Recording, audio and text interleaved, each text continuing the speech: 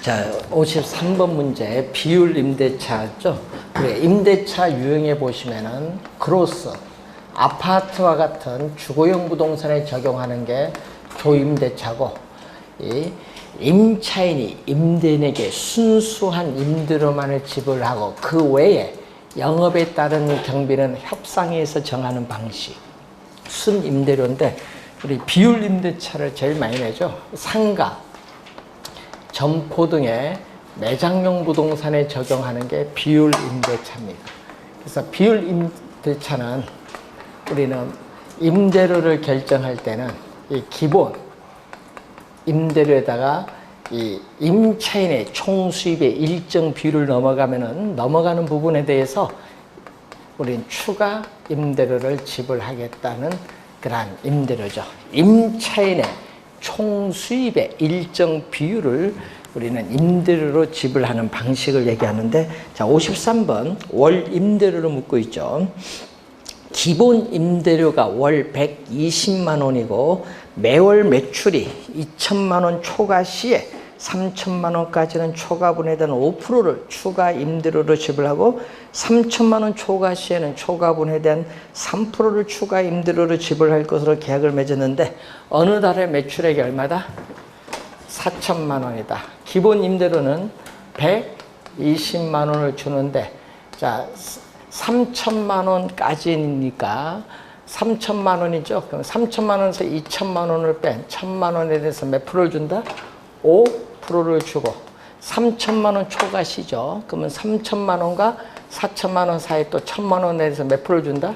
3%를 주겠다.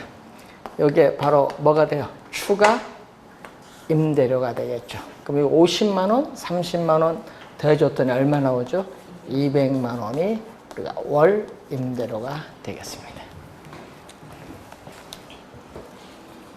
자, 54번 틀린 것. 업무 지구가 이동이 되면은 오피스 빌딩에 대한 수요는 감퇴하고 임대료 조건도 뭐야? 공실률이 높아지니까 나빠지겠죠. 자, 건축 기술이 발달로 빌딩의 형이 오래돼서 구식화되거나 기능 면에서 뒤지면 진부화 형상에 결부되고 상대적으로 사용 가치가 하락을 하는데, 이것은 기능적 내용 연수와 관계가 있습니다. 기능적 감가와 관련이 있죠. 자, 주거용 부동산은 경제적 내용 연수가 다 되었을 때 재축, 경제적 내용 연수가 아니라 보통 경제적 내용 연수는요, 상업용, 업무용 부동산이고요. 주거용 부동산은 물리적 내용 연수죠. 그래서 3번 정답이고, 오피스 사무실용 빌딩은 물리적 내용 연수 만료 전에 경제적 내용 연수가 만료되는 것이 일반적이다. 자, 준공해서 건물을 사용을 하는데 이 사용이 불가능하다. 이 건물의 사용이 불가능할 때까지 이 기간을 우리는 물리적 내용 연수고, 자, 이 업무용 빌딩에 있어서 이 임대료 수입보다 유지 관리 비용이 많이 들면은 경제적 내용 연수가 끝난 거죠. 이 경제적 내용 연수는 이거죠. 특히 업무용 빌딩 같은 경우. 그래서 일반적으로 이 경제적으로 수익이 발생하리라고 예상 가능한 기간인데, 이 경제적 내용 연수는 물리적 내용 연수보다 그 기간이 뭐다? 짧다라는 내용이죠. 기능적 내용 연수는 설계의 불량, 형의 구식화, 설비 부족과 불량, 외관 및 디자인 낙후 등으로 판단할 수 있다라는 거죠. 자, 55번 건물의 내용 연수와 생애 주기에 관한 설명으로 옳은 것. 건물 이용으로 인한 마멸 및 파손, 시간의 경과 등으로 인한 노후화 때문에 사용이 불가능할 때까지의 건물의 버팀 연수를 물리적 내용 연수. 건물의 물리적 내용 연수가 가장 유용성이 가장 높이 나타난 단계는 무슨 단계? 신축 단계. 자, 건물의 생애 주기에서 건축 용지의 상태에 있는 단계가 전 개발된 단계죠. 건물을 착공해서 완공에 이르는 단계가 신축 단계인데 아직 건물을 사용하지 않기 때문에 어떻게 돼요? 우리는 건물의 가격이나 유용성은 가장 높게 나타나는 단계. 그래서 물리적 측면에서의 유용성은 뭐죠? 최고. 신축 단계를 지나면 건물을 사용하니까 가격이나 유용성은 감퇴하기 시작하죠. 건물이 장기적, 본격적으로 안정되는 단계로서 건물이 존속하는 기간 중에서 가장 오랜 기간에 속하는 게 안정 단계. 건물의 구조라든지 외관이라든지 우리가 설비 등이 악화되는 노후 단계. 그래서 건물을 철거하는 무슨 단계? 완전 폐물 단계로 이루어지죠. 물리적 유용성 최고는 신축 단계. 5번 정답.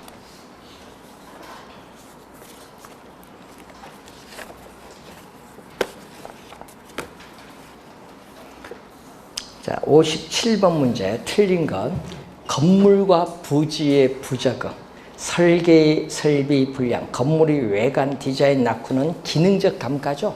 기능적 내용인수에 영향을 미치는 요인 맞고요. 부동산에 속한 지역인 인근 지역의 변화, 인근 환경과 건물의 부적합, 그리고 해당 지역 건축물의 시장성 감퇴는 경제적 내용인수에 영향을 미치는 요인, 경제적 감가죠. 자, 건물의 생애 주기 단계 중 안정 단계에서 건물의 양호한 관리가 이루어진다면 안정 단계 국면이 더 연장될 수 있어. 수명이 더 연장되죠. 자, 건물의 생애 주기 단계 중 노후 단계는 일반적으로 건물의 구조, 설비, 외관 등이 악화되는 단계를 말하고요. 건물의 물리적, 기능적 상태가 급격히 악화되는 단계입니다. 건물의 관리에 있어서 재무, 회계 관리, 시설, 이용, 임대차 계약, 인력 관리는 위탁을 하고 청소를 포함한 그의 나머지는 본인이 직접 관리하는 경우에는 이건 뭐다? 혼합 관리지. 전문 위탁 관리 방식이 아니라 혼합 관리. 그래서 5번 정답이 되겠습니다. 자, 59번으로 갑니다. 마케팅 전략에 관한 설명으로 틀린 것은 자, 시장 점유 마케팅 전략이란 공급자의 전략 차원으로서 표적 시장을 선점, 미리 점유하거나 틈새 시장을 점유하는 기법으로서 STP 전략과 4P 믹스 전략이 여기에 속한다. 그래서 시장 점유 마케팅 전략이다.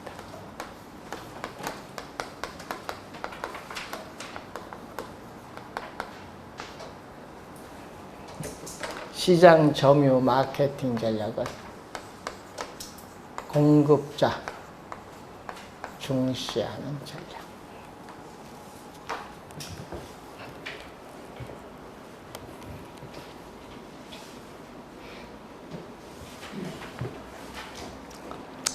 자, 시장 세분화 전략이란 수요자 집단을 인구, 경제학적인 특성에 따라 세분하고 세분화된 시장에 따르는 상품 판매 지향점을 명백히 하는 단계를 말하죠. 그래서 S, T, P 전략에서 뭐가 나오죠? S죠. 자, 이 시장 세분화 전략이 나오고 있다.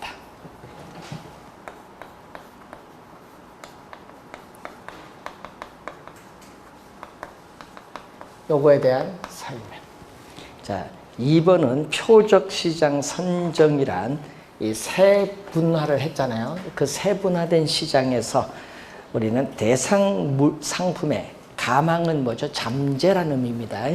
이 잠재적인 우리가 수요 집단을 확인하고 표적 시장에 적합한 신상품을 기획을 하는 단계를 우리는 말하는 개념이죠. 이게 바로 타겟팅. 타겟팅에서 여기서 표적 시장, 우린 하나를 정하죠. 자신의 상품과 일치되는 수요자 집단을 찾아내서 정하는 거예요. 표적 시장, 선정하는 전략을 말해요. 자, 세 번째가 거기에 포지셔닝, 차별화 전략인데 표적 시장, 동일한 표적 시장을 갖는 경쟁자에 대한 경쟁 우위 전략을 수립해요. 그래서 이 가망 수요 집단에 대해서 제품의 우수성이나 적합성 등을 홍보하는 단계를 우리는 포지셔닝이라고 해요. 포. P.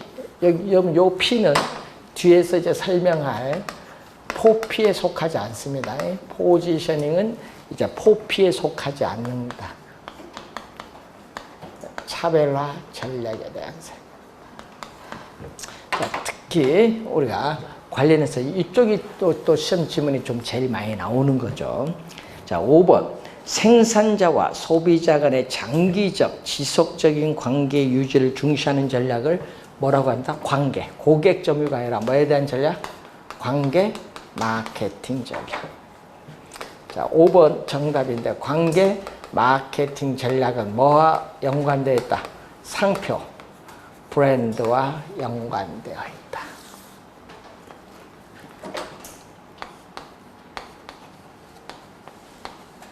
고객 점유 마케팅.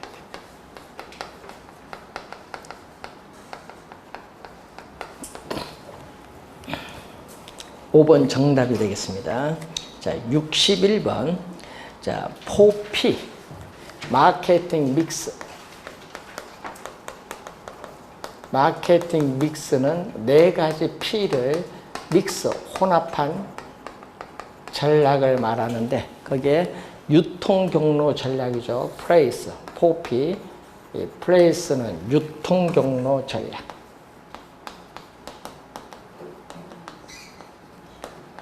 부동산 개발 회사가 직접 분양을 한다든지 분양 대행사를 통해서 분양을 한다. 부동산 중개업소, 주택금융기관 현 입주자를 활용해서 분양을 하는 것은 유통경로 전략입니다. 그래서 관계없는 거 몇 번? 1번. 이미지형 광고와 설득형 광고는 뭐에 해당하는 개념? 네? 우리는 프로모션, 여기에 해당하는 거.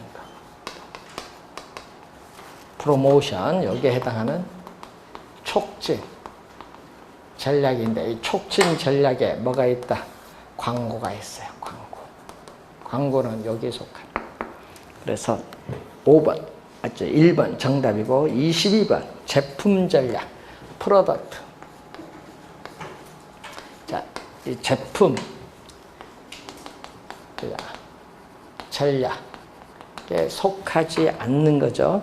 단지 내에 자연 친화적인 실개천을 설치한다든지 소규모 공원을 조성한다든지 거주자 라이프 스타일을 반영한 평면 설계를 한다든지 보안 설비의 디지털화 그리고 지상 주차장의 지하화 이건 다 관련이 있고요. 이 제품 광고 홍보 이것은 어디에 속한다? 촉진 전략에 속하는 것. 여러분 경품 제공하는 거 소비자 그는 뭐다? 판매 촉진 수단이겠죠. 소비자 판매 촉진 수단의 대표적인 게 뭐 경품을 제공해 주는 거. 자, 63번 문제로 갑니다. 자, 기업 평면 설계는 어디에 속한다? 제품 전략에 속하고 부동산 개발 회사가 직접 분양하는 건 유통 경로 전략에 속하고 시장 분석을 통해서 적정한 분양 가격을 정하는 것은 가격 전략. 수익성과 관련된 가격 전략에 속하는 것이 되겠고 그리고 주택 청약자 대상 경품 추천으로 가전제품 중에 경품 제공해 주는 것마다 요거는 촉진 전략. 그래서 4번 정답이 되겠습니다. 자, 64번 촉진 전략에 해당하지 않는 것.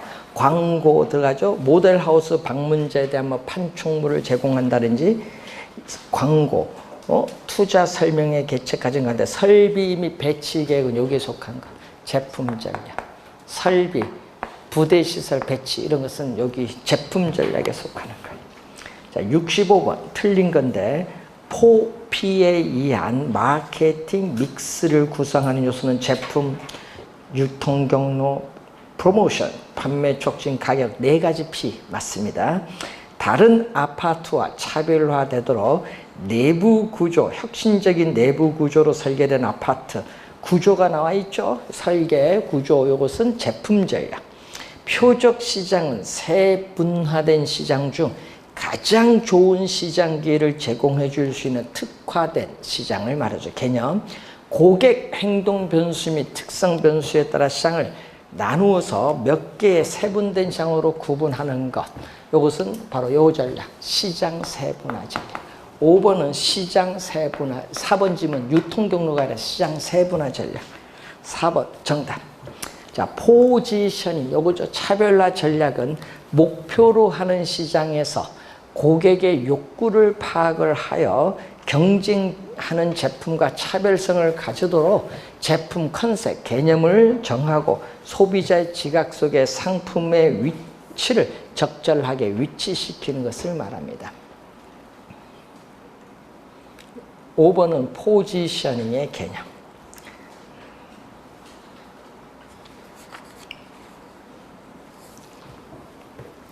자, 68번 문제로 가겠습니다. 마케팅에 관한 설명으로 틀린 것은 셀링 포인트라는 용어가 나오는데 이것은 여러분이 중개 법령에서 배우죠. 셀링 포인트 실무에서 상품으로서 부동산이 가지고 있는 여러 가지 특징 중 구매자의 욕망을 충족시켜주는 특징을 우리는 셀링 포인트. 이 설명을 잘 해야겠죠. 자, 2번. 공급자 중심의 마케팅 전략으로서 표적 시장을 선점하거나 틈새 시장을 점유하는 전략은 뭐예요? 고객이 아니라 요거 시장 점유 마케팅 전략. 그래서 2번 정답. 3번 관계 마케팅 전략에서는 공급자와 소비자의 관계를 일회적이 아닌 장기적 지속적인 관계를 유지하려는 전략을 말합니다. 그래서 맞고 STP 전략은 시장 세분화, 표적 시장 선정, 포지셔닝 세 가지로 구성되고 있고 아이다는 여기죠. 자, 여러분 고객 점유 마케팅 전략은 아이다의 원리. 상품 구매 의사 결정 과정의 단계를 나타내는데 A는 뭐죠? attention, 주의를 끌고 interest, 관심을 일으킨 다음 이것을 desire, 욕망을 일으켜서 이 욕망을 action, 행동으로 나타나죠. 그래서 요거는 소비자 상품 구매 의사결정 과정의 심리 변화에 뭐를 나타낸다? 4단계, 심리 변화의 4단계를 나타낸다.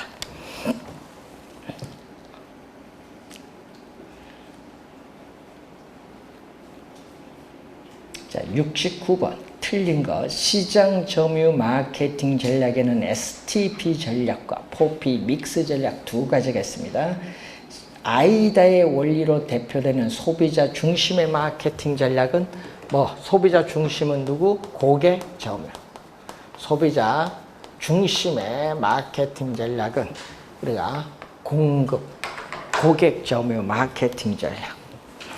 자, 생산자와 소비자의 지속적인 관계를 통해서 상호 이익이 되는 장기적 관점에서의 마케팅 전략은 관계 마케팅 전략의 개념이고, 자, STP 전략 중 시장 세분화 전략은 부동산 시장을 명확한 여러 개의 소비자, 구매자 집단으로 나누는 걸 말합니다.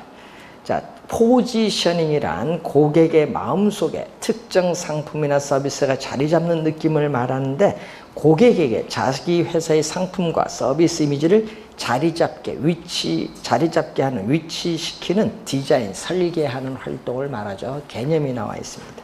2번 정답이 되겠습니다.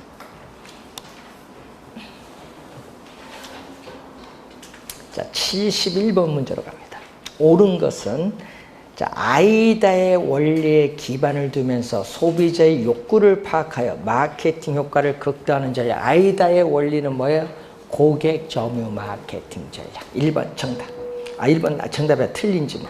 2번 공급자 중심의 마케팅 전략으로 표적 시장을 선점하거나 틈새 시장을 점유하는 전략은 시장 점유 마케팅 전략. 2번도 틀렸고. 3번 관계 마케팅 전략은 생산자와 소비자의 지속적인 관계를 통해서 마케팅 효과를 도모하는 전략.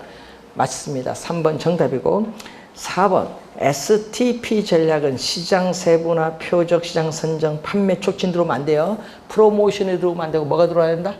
포지셔닝이 들어와야 돼. 틀린 질문. 포피 믹스 전략은 제품, 가격, 유통기한, 포지셔닝으로 만들고 뭐가 들어와야 돼? 프라이스. 가격이 들어와야죠. 그래서 가격이 아니라 프로모션이 들어와야죠. 촉진.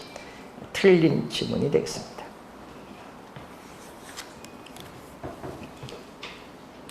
자, 74번 문제로 가겠습니다.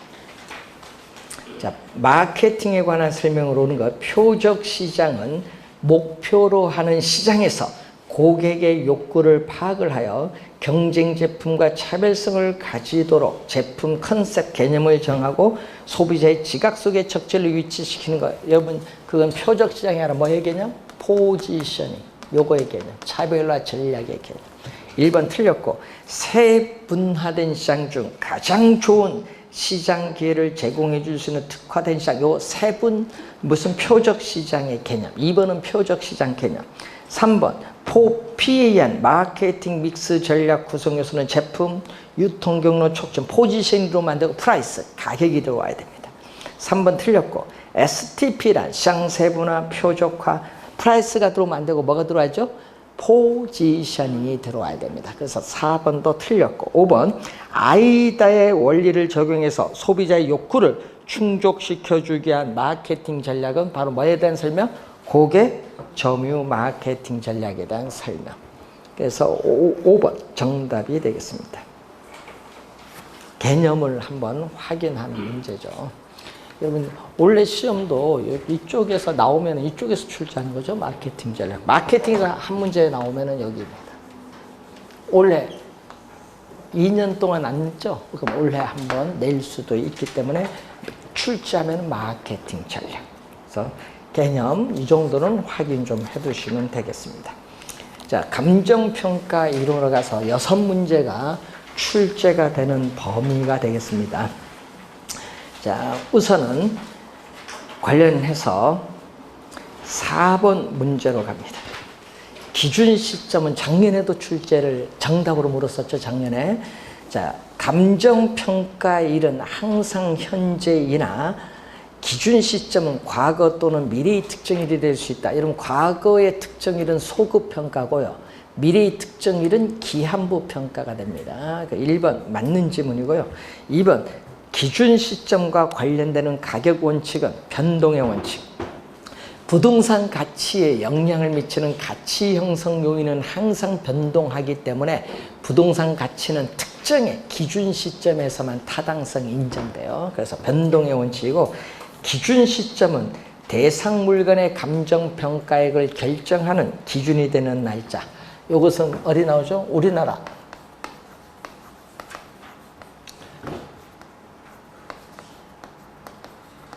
자, 감정평가에 관한 규칙.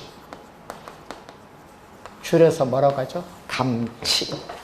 네, 감정평가에 관한 규칙 줄여서 감칙이라고 하는데, 제2조.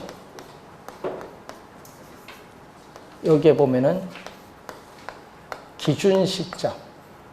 많이 나오는 용어예요. 제2조. 제2호에 나오고. 자, 여러분 3번은 요거. 제2조 제2호에 나오는 지문. 4번 기준 시점을 미리 정하였을 때는 그 날짜에 가격 조사가 가능한 경우에만, 밑줄은 가격 조사가 가능한 경우에만, 밑줄. 그 기준 시점으로 우리는 할 수 있다.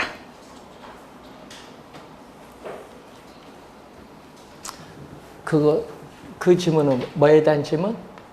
제9조 2항에 나온 지문.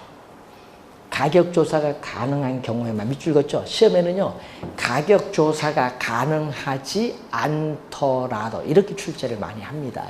좀 주의를 좀 해두시고, 5번이 정답인데, 기준 시점은 원칙적으로, 자, 밑줄은 감정평가서를 실제 작성 완료한 일자, 밑줄. 여기 틀렸죠? 여러분, 작년 시험에도 나왔잖아요. 작년 시험에 요걸 출제했잖아요. 대상 물건의 가격 조사를 완료한 날짜. 대상 물건의 가격 조사를 완료한 날짜로 한. 작년은 또 요건데, 제 5번이 지문이 정답이죠. 완료한을 작년 시험에 뭘로 출제하냐? 가격조사를 개시한 날짜로 출제했어요. 개시한 날짜가 있다.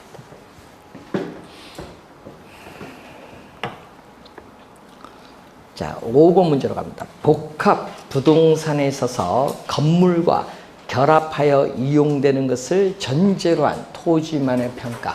자, 이 얘기거든요. 토지와 건물이 이렇게 결합이 되어 있죠. 자, 토지와 건물이 결합이 되어 있는 무슨 부동산? 복합 부동산인 경우. 자, 토지와 건물이 결합된 이 복합 부동산인 경우에 우리는 토지를 평가하는 거죠. 이걸 평가하는데 토지에 건물이 있는데 없다고 보고 토지를 낮은 상태로 평가하는 것은 무슨 평가? 독립평가라고 해요. 독립평가. 그런데 이 건물이 있는 상태, 이용되는 걸 있는 상태로 우리는 건부지 상태로 토지를 평가하는 것은 무슨 평가? 이거는 부분평가. 그래서 5번은 무슨 평가에 대한 설명? 부분평가에 대한 설명. 건물이 이용되는 상태를 전제로 한 토지를 건부지 상태로 평가하는 건 부분평가. 7번 문제로 갑니다. 감정평가에 관한 설명으로 옳은 것은 모두 몇 개인가? 자, 둘 이상의 대상 물건이 일체로 거래되거나 대상 물건 상호 간의 용도상 불가분의 관계가 있는 경우는 일괄하여 감정평가할 수 있다. 여러분, 감정평가에 관한 규칙 제7조에 나오죠. 자, 제7조는 뭐죠? 개별 물건 기준 원칙 등이 나와요. 자, 개별 물건 기준 원칙 등인데 이 7조에 보시면은 1항이 감정평가는 대상 물건마다 개별로 하여야 한다. 하여는 반드시죠. 요걸 원칙으로 해요. 근데 시험 문제는 작년 시험에 요걸 출제해서 작년 시험에 2항, 3항 요 두 가지를 출제했어.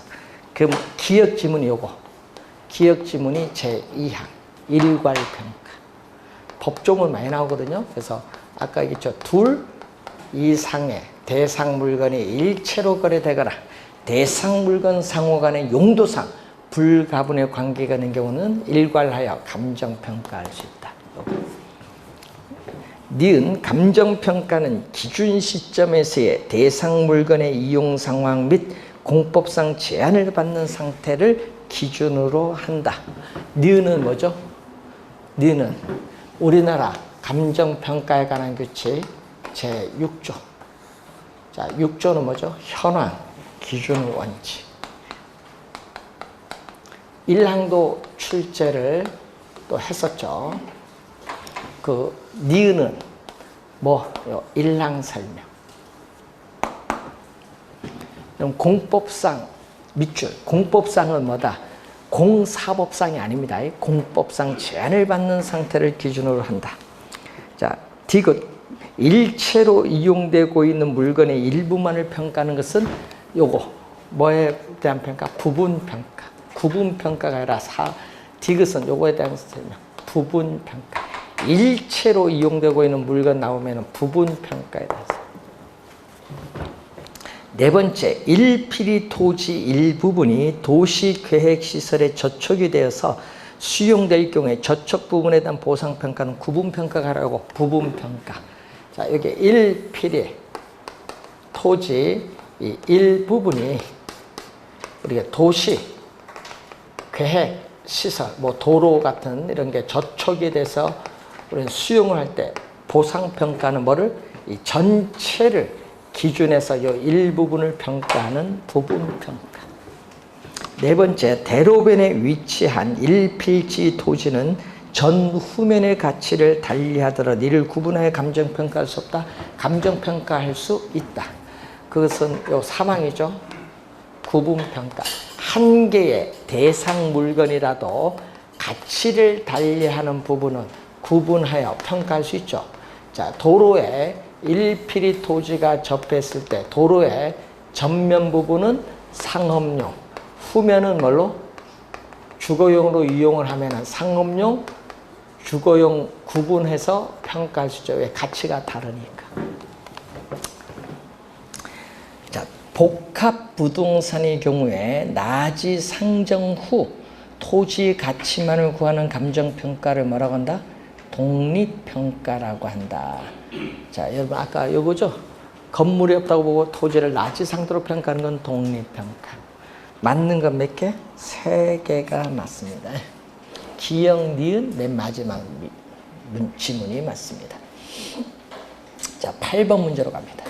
감정평가 유형에 관한 설명으로 틀린 것은 일괄평가란 둘 이상의 대상 물건이 일체로 거래되거나 대상 물건 상호 간의 용도상 불가분의 관계가 있는 경우는 일괄하여 평가하는 것을 말한다. 개념 맞죠?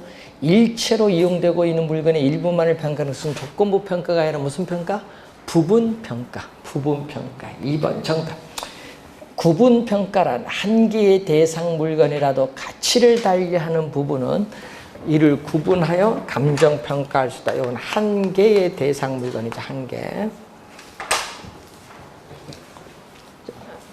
대상 물건의 상태, 구조, 이용 방법 등을 있는 그대로 평가하는 것은 무슨 평가? 현황평가. 요거죠. 현재 있는 상태 그대로 평가하는 것을 우리는 현황평가. 자, 고용주 또는 고용기관을 위해서 행하는 평가를 참모평가라고 해요. 참모평가. 한국감정원에 의뢰된 물건을 감정원 소속 평가사가 평가한다. 이런 게 참모평가. 자, 9번 틀린 것.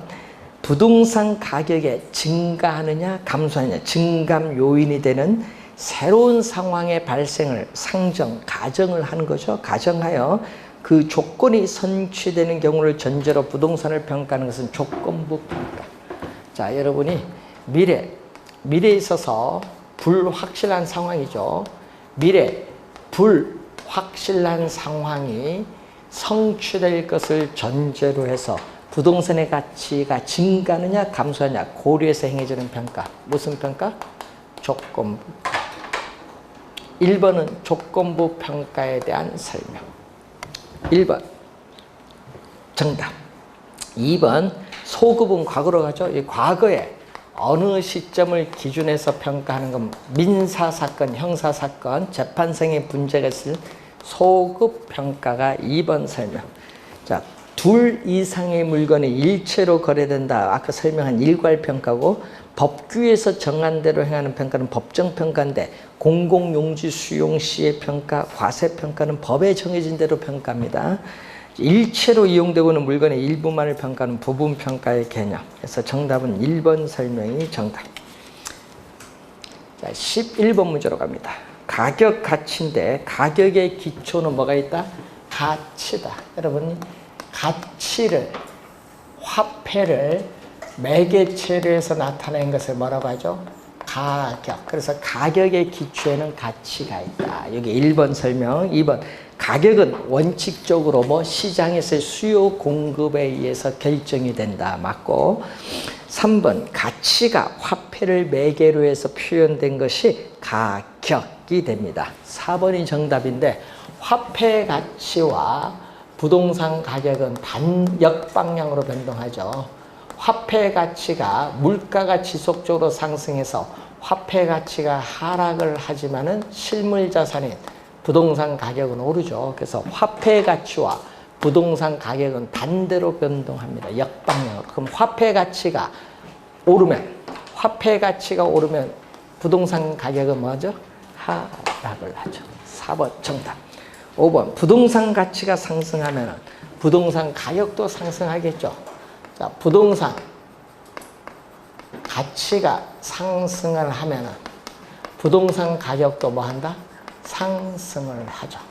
또 부동산 가치가 하락하면 부동산 가격도 하락해요. 그래서 가치와 가격은 같은 방향, 동일한 방향으로 변동합니다.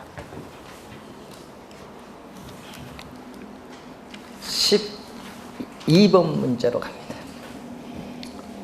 틀린 것. 가격이란 경제학에서 흔히 쓰이는 개념으로 가치를 화폐액으로 표시한 것을 말하고 가격은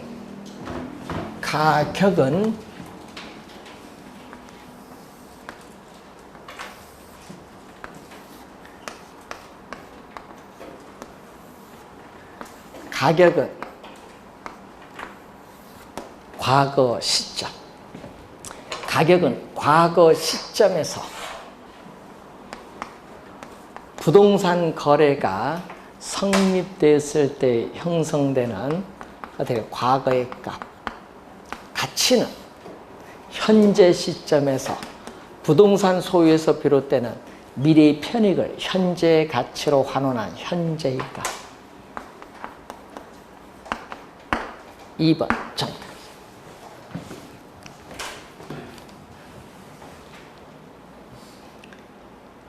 3번 사용가치는 대상 부동산이 특정 용도, 예를 들면 상업용이면 상업용, 이런 특정 용도로 사용될 때 가질 수 있는 가치가 사용가치. 교환가치는 어떤 제어가 다른 제어를 교환으로 대상으로 지배하는 힘을 말하죠. 교환가치. 즉 부동산 시장에서 부동산 거래가 우리가 성립되었을 때 가지는 가치를 얘기해요. 자, 사용가치는 대상 부동산 시장에서 매도됐을 때 형성될 수 있는 교환가치는 아무런 상관이 없다. 상관이 없다. 이게 주의해야겠죠. 23회 시험에는 이걸 관계 잇따라 출제했을 거 아니에요. 상관이, 교환가치와는 상관이 없다. 자, 13번. 틀린 것. 일정 시점에서 교환의 대가로 지불된 일정 시점에서의 가격은 단 몇 개? 가격은 단 한 개 존재해요. 5억 주고 아파트 샀다, 한 개. 가치는 5억 주고 샀지만은 뭐다? 담보가치, 과세가치, 보험가치. 가치는 보는 사람의 견해에 따라 어떻게 일정 시점에서 여러 개 존재할 수 있다. 가치의 다원적 개념이 나타나죠. 2번 부동산 가격은 영속성의 특성에 의해서 장기적 고려, 배려하에 형성된다. 2번은 부동산 가격의 특징. 3번 부동산 가격과 가치 간에는 오차가 존재할 수 있죠. 자, 부동산의 가치는 4억인데 급매로 3억에 매각하면 매각 시점에서 가격이 어떻게 돼? 3억으로 급격히 하락한 것이라고 볼 수 없죠. 가치와 가격 사이에는 뭐가 존재한다? 오차가 존재한다. 그래서 감정평가 필요성의 근거가 되고요. 부동산 가격은 시장 경제에서 자원 배분의 기능을 수행한다. 이런 부증성의 특성에 의해서 공급은 한정되어 있기 때문에 가격에 따라 수요자에게 자원이 배분되는 기능을 수행합니다. 여러분 4번은요. 우리는 부동산 가격의 기능. 4번은 부동산 가격의 기능에 대한 설명이고 5번 부동산 가치 개념인데 부동산 소유에서 비롯되는 현재가 아니라 미래입니다. 자, 어빙 피셔의 개념이거든요. 부동산 가치의 개념, 어빙 피셔. 미래의 편익을 현재의 가치로 환원한 값. 미래, 현재 바뀌었어요. 미래의 편익을 현재의 가치로 환원한 값을 의미한다. 5번 정답. 자, 14번 문제로 갑니다. 틀린 것. 교환가치란 부동산이 시장에서 매매되었을 때 형성될 수 있는 가치를 말하죠. 사용가치란 대상 부동산이 특정한 용도로 사용됐을 때 가질 수 있는 가치가 사용가치. 그래서 투자가치는 대상 부동산이 특정 투자자에게 부여하는 객관적이 아니라 주관적 가치. 투자가치는 주관적 가치, 시장가치는 객관적 가치. 시장가치는 객관적 가치, 투자가치는 주관적 가치. 그럼 투자가치는 사람마다 다 다릅니다. 자, 공익가치란 부동산의 최선의 이용이 보전이나 보존과 같은 공공목적의 비경제적 이용했을 때 대상 부동산이 가지는 가치를 공익가치고, 장부가치는 대상 부동산의 최초의 취득 가격에서 법적으로 허용하는 방법에 의한 감가상각분을 제한 남아있는 장부상에 남아있는 잔존가치를 우리는 장부가치라고 합니다. 15번 틀린 거. 수요가 공급을 초과한다. 자, 여러분, 수요가 공급을 초과한다. 수요가 공급을 초과하는 건 뭐죠? 초과 수요일 때는 수요자 간의 경쟁에서 가격이 가치 이상으로 상승하고, 또 공급이 수요를 초과하는 초과 공급일 때는 공급자 간의 경쟁에서 가격이 가치 이하로 하락을 하죠. 이게 1번 설명. 2번, 화폐 가치가 하락하면 부동산 가격은 뭐다? 상승하죠. 화폐 가치와 부동산 가격은 반대로 변동. 2번 정답. 3번, 가치는 장래 효용을 현재 가치로 환원한 값으로 정의할 수 있고, 이 가격은 수요자와 공급자 간의 시장에서 합의한 가격, 즉 시장에서 교환의 대가로 매도자와 매수자 간에 실제로 지불한 금액을 말하죠. 통상적으로 또 부동산 가치가 상승하면은 부동산 가격도 상승한다. 정답은 아까 2번이 정답. 자, 16번 문제. 토지 가격의 특징에 관한 설명으로 틀린 것. 자, 영속성의 특성에 따라 교환의 대가인 좁은 의미 가격과 사용 수익의 대가인 임대료로 표시한다. 이러면 가격은 원본이고 임대료는 원본에 대한 과실의 관계가 있습니다. 자, 부동성의 특성에서 소유권, 기타, 권리, 이익의 가격으로 표시되고, 또 부동성의 특성에서 토지가 속해 있는 지역에 영향을 받고, 또 영속성의 특성에서 부동산 가격은 장기적인 배려하에 형성되면서 항상 변화의 과정에 있어요. 5번 정답인데, 불안전 시장에서 균형 가격의 형성, 균형의 동그라미. 이름, 토지 시장에서 토지의 균형 가격은 부증성의 특성에 의해서 형성되기가 곤란하다. 균형 가격 형성하면 안 돼. 가격은 형성될 수 있지만 균형 가격 형성이 곤란하기 때문에 감정평가가 필요하다. 그래서 5번 정답. 균형자가 들어가서 틀렸습니다. 균형 가격 형성은 곤란하다. 17번 틀린 건, 부동산 감정평가에서 부동산의 기준 시점. 여러분, 기준 시점 아까 감정평가 의뢰일이 아니죠. 요거죠. 감정평가 의뢰일이 아니라 대상 물건의 가격 조사를 완료한 날짜로 한다. 1번 정답. 하여튼 기준 시점 시험에 진짜 많이 출제합니다. 두 가지 이상의 권리가 동일 부동산에 있을 때, 소유권, 전세권 이럴 수 있을 때는 각각의 권리의 가격을 정할 수 있습니다. 자, 2번은 부동산 가격의 특징. 3번 대상 물건에 대한 감정평가는 시장가치 동그라미, 시장가치를 기준으로 결정한다.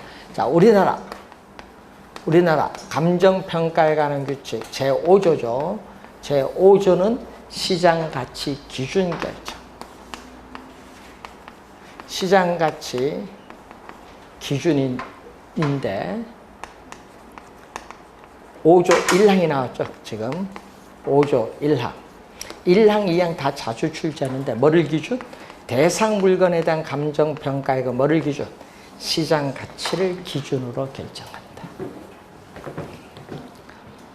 자, 부동산 가격은 수요가 감소하더라도 담보 능력, 임대 능력이 있기 때문에 즉각적으로 하락을 하지 않는 하방 경직성의 특징을 가지고 있어요.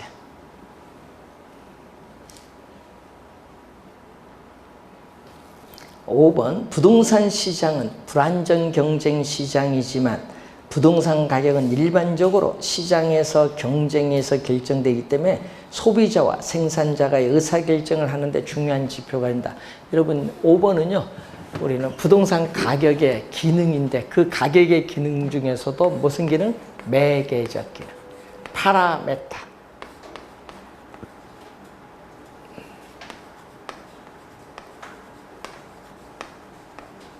매개적.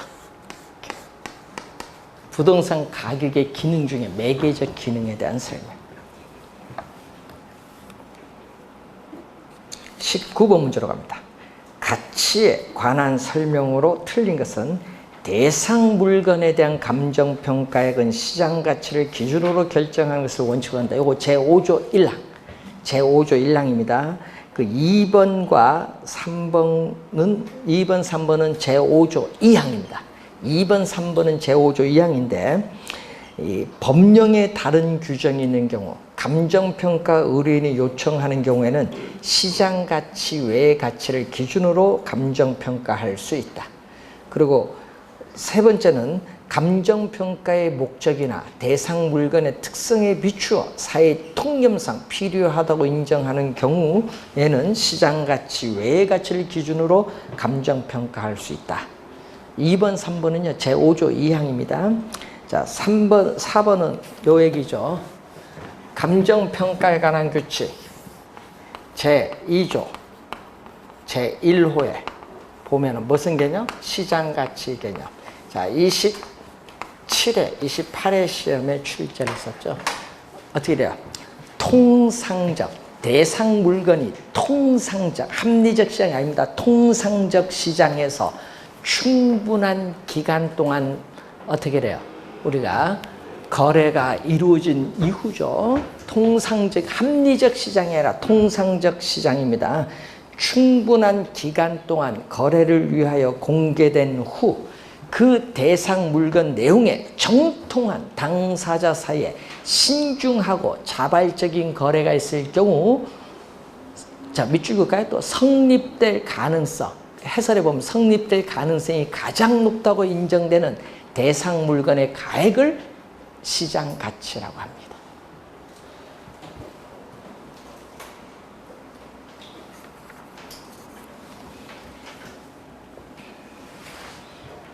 자, 시장 가치 요 관련해서 시험 지문에 좀 자주 나오거든요. 그래서 좀 주의를 해두고, 이 1항은 우리가 최근에 3번 출제했고 2항도 최근에 또 출제를 자주 하고 있어요. 그래서 한번 법 조문을 많이 냅니다. 그래서 이제 제5조, 제6조, 제7조, 제9조 2항 이런 거 좀 잘 확인 좀 해두셔야 되겠습니다. 자, 잠시 쉬고 부동산 가치의 발생 요인부터 가도록 하겠습니다.